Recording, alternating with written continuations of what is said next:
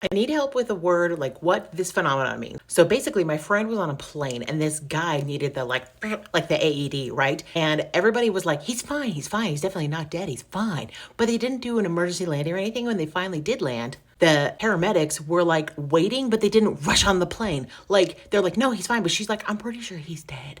Like there was no rush. Instead of just being like, wow, that's wild. I was like, did you know that on a cruise ship, on average, 4 people die? And there's a morgue that only holds about 7 people. And if all of a sudden there's an ice cream party, it's because more than 7 people have died and they have to clear it out so that they can put the bodies in it.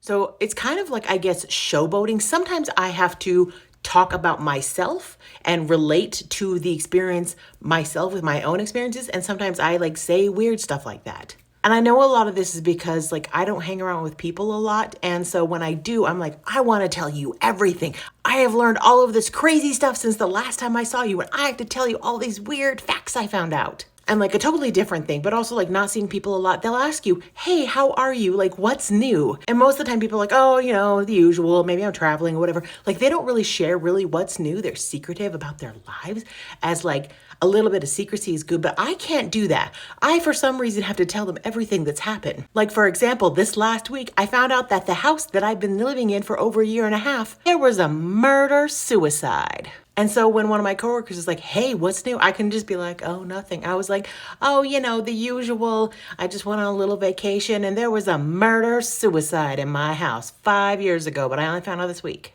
A kind of weird thing about that is there's this guy on my team. Now, English is not his first language, but his English, he has a great comprehension of English. I never have to worry that he doesn't know what I'm talking about. But I told him, and like he had no reaction. So either he doesn't know what those 2 words are and he's afraid to ask, or like this is not shocking to him. And then I'm kind of concerned. And like, I can never be the weird, mysterious person because I just like tell all the stuff. So like, but the first thing I was talking about, what is that where I have to find a way to relate? And I'm not trying to one up the person. I'm just trying to like, be like, hey, that's a really weird circumstance. I want to keep this conversation going. Here's a really weird thing that happened to me too, or a really weird thing that I found out about.